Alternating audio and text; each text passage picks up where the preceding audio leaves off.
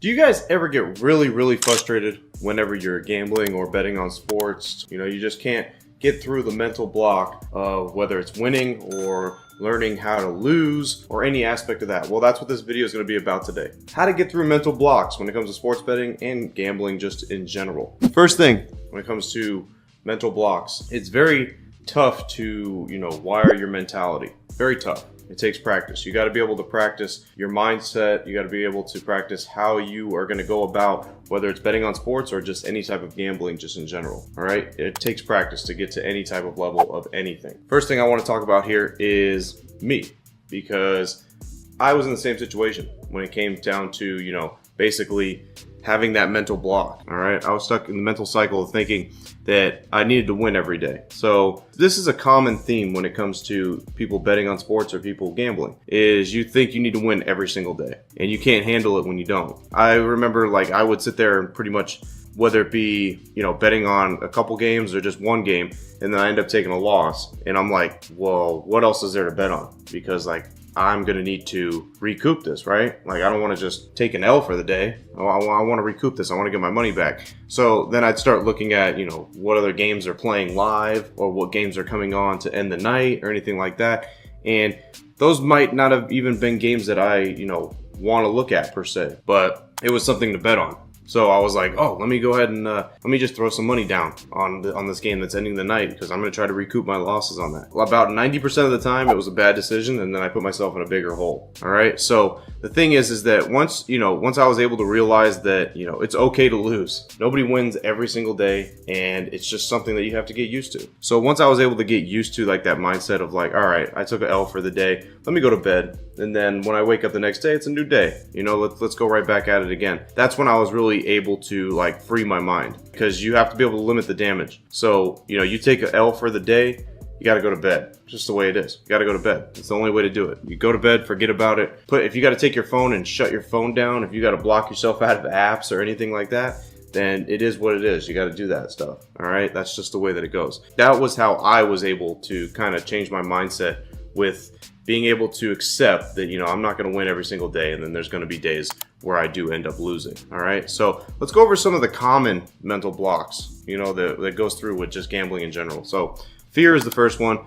Fear that you're going to lose money and you're never going to be able to get that money back. Everybody hates that feeling, right? You're scared that, if I put 500 on a game and I lose, well, I'll never get that 500 back. So what do? You go in your pocket and you're trying to double up or so, trying to recoup that. You need to understand, like I said, that even when it comes to, losing money, it's going to happen, and it is what it is. Take it like a man, and then, go to bed, you wake up the next day. Next thing is greed. So this is on the opposite spectrum. So this is when you're winning. This is a common gambler's mentality sometimes, is because you've been in such a big hole, your whole life in betting, and you're kind of just thinking if I've lost $30,000 over the last year, well, your little wins, they're just not enough, right? It's I don't want to win $500 when I'm in a hole 30,000 for the last year. That's not good enough. I want to win my 30,000 back. So greed comes into play when it comes to that. It's never enough. So you just keep going back, keep going back, keep going back.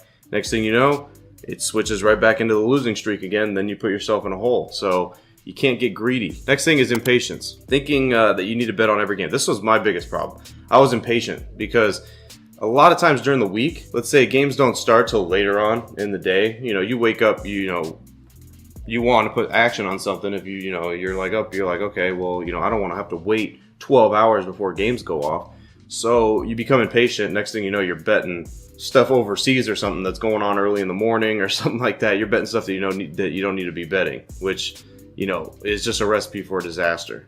All right. So don't think that you need to bet every game. Don't rush any opportunity that you have. Wait until, and pick the games that, you have down that you want to bet on. Don't just bet on anything because it's just going on at that moment. Now, another thing is being biased. So listening to your gut, listening to your favorite team, I'm going to bet on them because I love the Dallas Cowboys. I'm going to bet on them every week. And guess what? You're probably going to end up losing most of your money doing that. All right. So when it comes to doing this at a high level, there are no favorite teams. There's no gut feelings, because your gut feeling, I'm going to say about 70 to 80% of the time is wrong. And I'm going to tell you that from experience. that it is wrong. When it looks too good to be true, it usually is. All right, so let's go ahead and go through one by one here and how to combat these a little bit. All right, so when we are scared to lose money, it's often because we're playing with money that we can't afford to lose. Then you're scared to lose that money, right?